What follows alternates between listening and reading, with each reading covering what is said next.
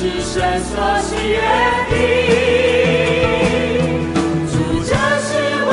的手，主，这是我的心，我完全降服你，我全然献给你。主，炼净我的手，主，炼净我的心，我无论何往，必定跟随你。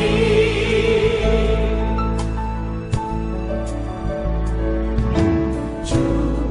再来的日子已临近，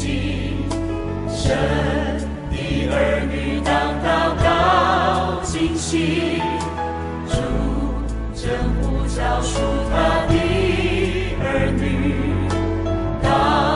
往普天下去传福音。我已听见主声音，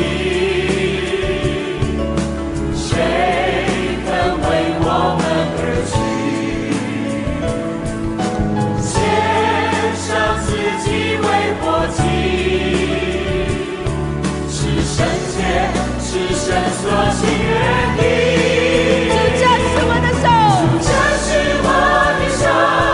主，这是我的心，我完全降服你，我全然献给你。主，炼净我的手，主，炼净我的心，我无论何往，必定跟随你。这是我的手，主，这是我的手，主，这是我的心，我完全降服你，我全然献给你。主，炼净我的手，主，炼净我的心，我无论何往，必定跟随你。我已听见主声音，谁肯为我们而去？献上自己为活祭，是圣洁，是神所喜悦的。大家平安。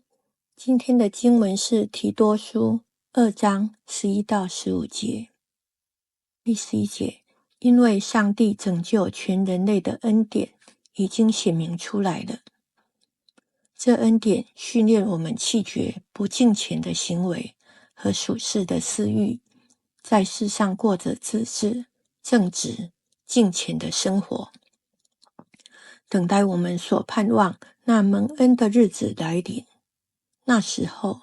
至尊的上帝和我们救主耶稣基督的荣耀要显现。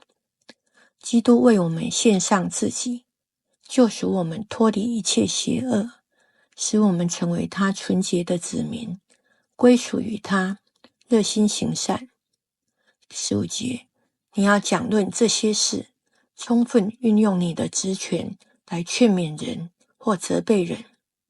不要让人轻看你。以上，保罗在第2章劝勉他的属灵儿子提多，要用合乎健全的教义来劝勉老年人，劝勉年老的妇女，要善导年轻妇女，同样也要劝勉年轻人，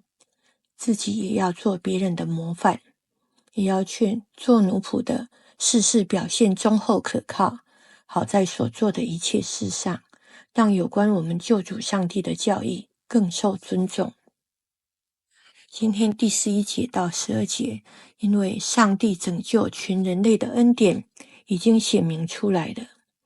特别是在像克里特岛这种常说谎话、又恶又懒的环境，上帝的恩典要保守我们不受沾染，同流合污，要训练警戒我们，除去不敬虔的心思行为和世俗的私欲情欲，在今世过着自制、自守、正直、公义、克己、敬虔的生活。我们在年终大扫除常会发现，有些家具积满了灰尘，有些家具却光亮如新，它们的差别在于家具是否常擦拭，是否有防尘包膜，是否阻隔静电，以免吸附尘埃。所以，我们要脱去从前的行为，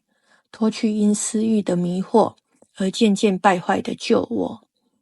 要天天把自己的心智更新，穿上新我。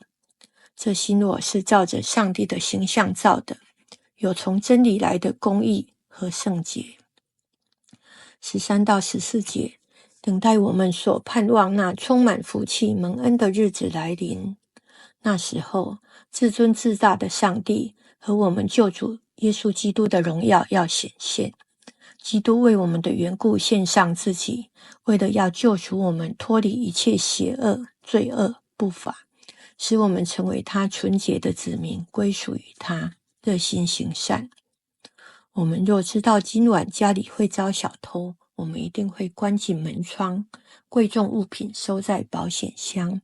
轮流守夜，做万全的准备。那么，主已经明确告诉我们，他来的日子要像夜间的贼一样，我们就要像那5个聪明的童女，警醒，预备自己，更要努力传扬福音，因为主没有迟延他要降临的应许。他是宽容我们，不愿一人沉沦，乃愿人人都悔改。15节，保罗劝勉提多要讲论、讲明、苦劝以上这些事，充分运用他的职权来劝勉人或责备人，不要让任何人轻看、藐视。旧约记载，当哈曼要灭绝犹太人的时候，末底改托人提醒王后以斯帖说，你不要自以为在王宫里强过任何犹太人，就得以幸免。此时你若闭口不言，犹太人必从别处得解脱，蒙拯救，你和你父家必至灭亡。焉知你得了王后的位分，不是为现今的机会吗？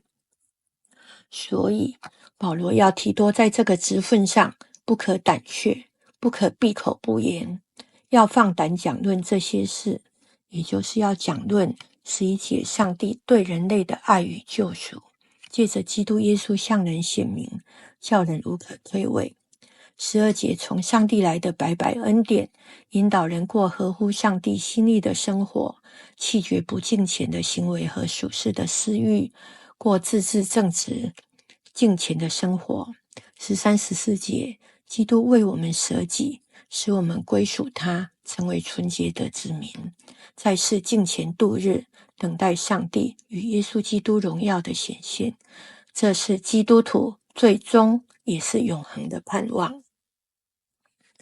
今天新眼光的金句是提多书2章15节，你要讲论这些事，充分运用你的职权来劝勉人或责备人，不要让人轻看你。这些是真理的教导，是维护信仰团体必须讲论的事，是讲论神喜悦而不是人喜悦的事，也就是保罗吩咐提多要讲重点。今天的感受是我们每个人都是提多，